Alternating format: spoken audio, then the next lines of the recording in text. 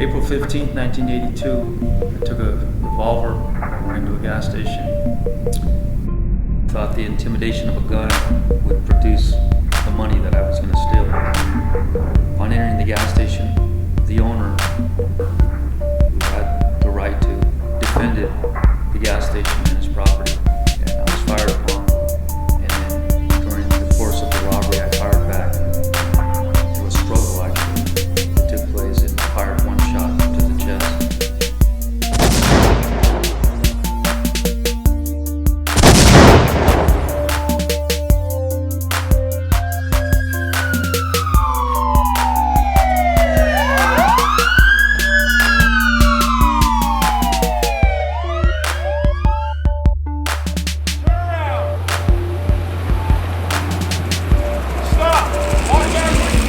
Sent off to St. Quentin, was facing the death penalty, and went on to do 29 years incarcerated in prison.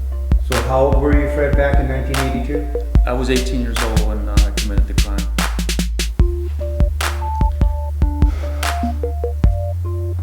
That my hands were responsible for putting another human being in the ground. I took somebody's son, and I realized that I wanted to give back life now. I wanted to do something to offer somebody life that ordinarily would be experiencing and go through what I created. So my life journey today is about people. It's about reaching and giving back to people.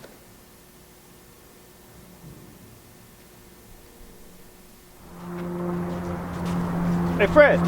Hey, what's up, man? What's going on, Hey, man? man. What happened? What's up? Is everything Nice seeing good? you You going home tomorrow? Yeah, bro. Yeah, yeah. Remember we were talking about 5 months ago? Yeah, the governor signed off, man. I was just told that R&R's got my stuff ready, and I'm leaving tomorrow. Oh man, Yeah. man, that's right, man. You always been a stand-up guy, man. Yeah, thank you. Yeah, it's surreal, man. It's It's a long like, time coming. yeah, it is. My family's supposed to be there. The training center. These people that have been, standing by us. Dennis Martinez, Larry, Joe. They're all supposed to be there. So it's gonna be one of the moments, man. How many years it been, man? It's been almost 30 years, bro. Back in 1982. That's when I fell, man.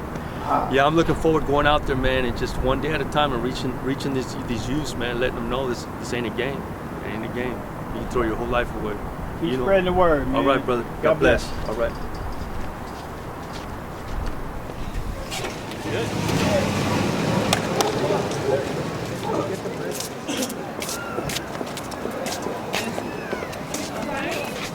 Are we sure? Hopefully, yeah. Come on, baby. Everyone hold your signs.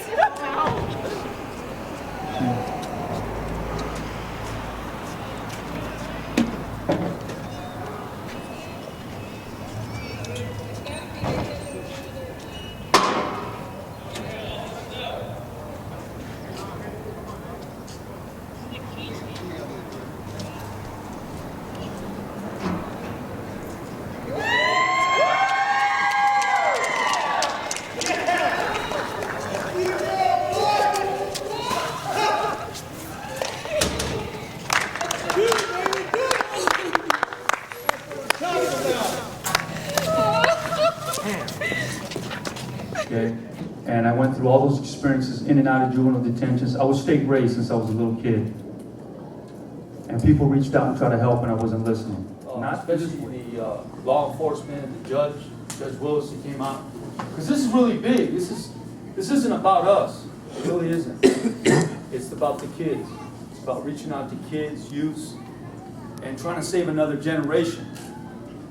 And I just want to give you a little. That's the freedom that I throw away. That's the freedom that many people throw away ignorantly and not even realize that you forfeit that. I was on a maximum for 34 in the prison yard and stayed there. Aggravated circumstances, it's a legal term, but it means that because of the fired on first and because it was a type of struggle, it's still first degree murder, it's still the death penalty, and they'll shoot for life without to never make sure you never get out. but because of your age. I was supposed to meet my girlfriend that night after I did this robbery. I was living a double life. I wasn't a gangbanger. What do you think, man? It's right up here. Man, yeah, I did 14 years right there. You know, as I sit here and I look at this cement bunker, it's what it looks like. It looks like this big old cement bunker. There's about 5,000 inmates here incarcerated. And basically, it's a level 4 maximum security prison, so you probably got about 70% of these men will probably never see daylight again. They're all going to die here. If it's not here, they'll be transferred to other level 4s, and they'll eventually just, their body, they'll get old, and their body will give out, and they'll just...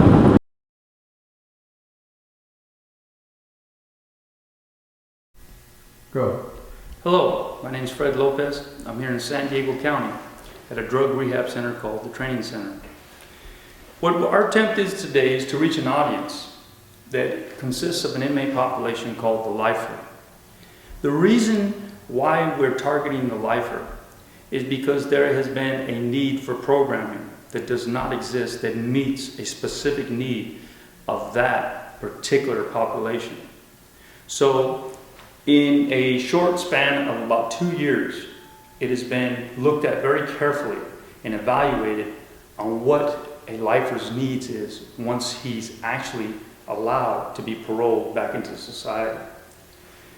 So what we have developed is a program called Giving Back to Lifers at the Training Center.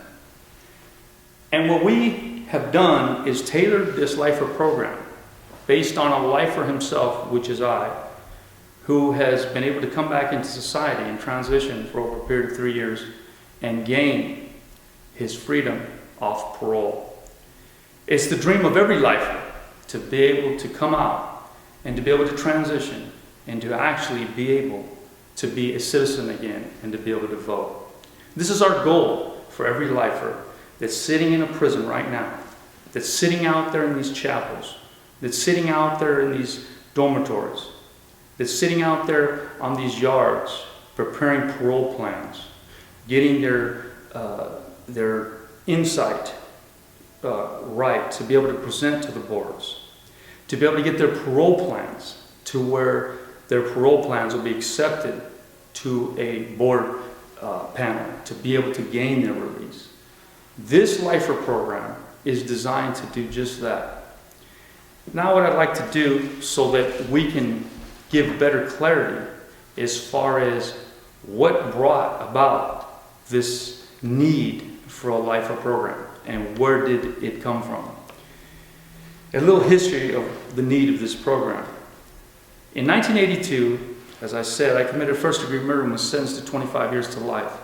I was released back into society from a level 4 maximum security prison in California in 2011 under Arnold Schwarzenegger, the previous governor, as he left office in 2011. In my parole plans, I requested to be sent to a residential drug rehab center located in San Diego, California, even though my commitment offense was in Los Angeles County. I chose this rehab center based on necessity. I had nowhere else to go.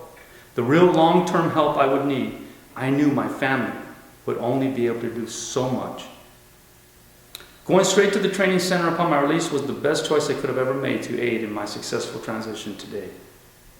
When I was released in 2011, there wasn't any county, state funding available for a lifer to go into a residential program. Therefore, the directors at this rehab center here in San Diego, the training center, who are Christian, chose to take me in without funding. The facility has a residential program structured for people with drug addictions, not for lifer parolee needs. The training center also had another facility called the Sober Living Residential Live-In Program. It was designed much closer to aid in the lifer's needs to transition back into society. However, still not quite what a lifer could fully benefit from, but it was close. The structure of the Sober Living program allowed much more freedom to program in. The idea was to allow men to go back to go out each day to search for work and their new housing once they finish the program. Then in 2012, under Governor Brown, of California, funding was made available for lifers for room and board at the training center. Lifer inmates begin to come through the residential training program. For the next 2 years, I spent countless amount of hours with each of these lifers while going through the program. The main theme I heard from all of them was they were grateful for the housing, but the program was so out of touch with their real needs concerning their transition back into society. For example, what some of the issues that arose. One of them was the first 10 days at the training center, a new resident is put on a 10-day blackout. That consists of a client remaining on facility properties during these 10 days without being allowed to go out and to experience the world. In the mindset of a lifer, this is out of touch with his or her needs. The blackout is denying the lifer the privilege that he just earned from a California prison board and governor. To be able to see, to touch, to smell their new world. The blackout is designed to aid in the recovery of an addict. It does not aid in the transition of a lifer back into society. So, the suggestion went forward to the program directors. Another program was needed that must be tailored to the needs of lifer inmates. I was asked to put something on paper, to brainstorm, and to use my own experiences and the experience of other lifers that I've gained to be able to find a program that would more suit the lifer population. A team was put together that eventually gave birth to the lifer program. One of the things that I realized that needed to be addressed right away was that when the lifer does come out and he does gain the funding that he needs, that some of the county and the state funding requires certain things that we could not bypass. And so in this program that we evolved through a funding organization called SASCA, we put together phase 1, phase 2, and phase 3 of this program. Phase 1 is it's 1 through 90 days that the first 90 days that you go through. And what happens in this first 90 days is that you're allowed the freedoms to be able, within the first 30 days, to be able to be taken out and go to places out in the free world, places of recreation, places to fast foods, to be able to try new foods, to be able to go to parks, to be able to feel trees, smell flowers, to be able to do the basic things that a lifer's been denied for so long. To be able, what I call people watch, to be able to hear conversations, how the new culture out here thinks and talks, how people dress and how people look, and all the things that come with being able to socialize and be able to fit into our new world out here. So these first 30 days is basically allowing the lifer the privilege to go through and to experience this, along with a mentor, somebody at the training center, a lifer preferably, but it doesn't have to be. It could be people that are being trained, especially as the program evolves, with overseers such as Dennis Martinez, Larry Johnson, and such as myself, a lifer, to be able to oversee it and make sure that people are delegated with mentorship training to be able to help and to aid, and also to aid lifers in their transition of the first 30 days and the ongoing period of time that's needed.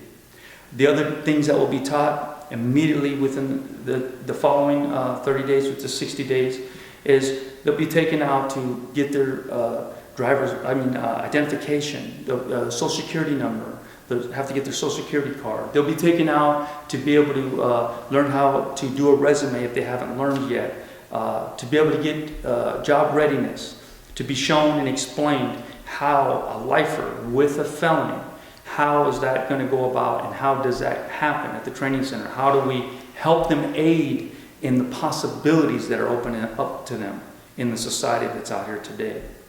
And one of the things I'd like to add that from my own experience is the training center has gained contacts with different business people that are Christian-based, that have a heart for inmates, especially lifers, that are looking forward to being able to offer vocational jobs, such as flooring, landscaping, different job skills that will be offered to them with employment to be able to help them back into society. It is a venture that the training center has recently taken, and I think it's awesome because it's in its early stages of development, but it has so much potential to be able to offer men with felonies a second chance. And rightly so, the lifer who has a recidivism rate so low that an employer would benefit greatly from most lifers given a chance with their business venture with them. Then we go into the second phase, which is the 90 to 180 days.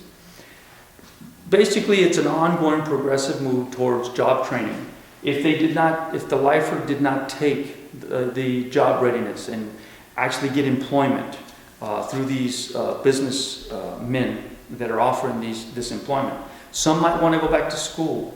Some might want to go through vocational training through some of the community colleges.